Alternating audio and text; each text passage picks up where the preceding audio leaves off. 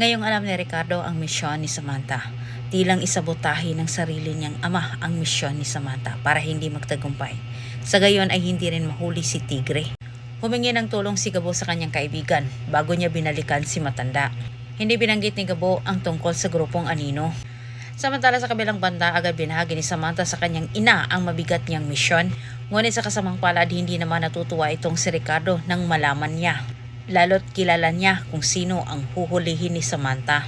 Imbis inasahan sana ni Samantha na ipagmalaki siya sa kanyang ama sa puntong ito, ngunit masasamang salita ang narinig ni Samantha mula sa bibig ni Ricardo. At dahil sa kawalang tiwala ni Ricardo sa kakayanan ng kanyang anak, mas lalong ginaganahan si Samantha na ipakita sa kanyang ama na nagkamali ito sa panghuhusga sa kanya. Alam na alam ni Ricardo na hindi magtagumpay si Samantha sa kanyang misyon sapagkat siya mismo ang sisira sa misyon ng kanyang anak. Bago pa man mangyari ang habulan sa pagitan ni Samantha, Gabo at grupo ni Tigre, may ginagawa ng pananabotahe si Ricardo. Agad nakipag-ugnayan si Ricardo sa ama ni Tigre. Pinapaalam ang tungkol sa misyon ni Samantha.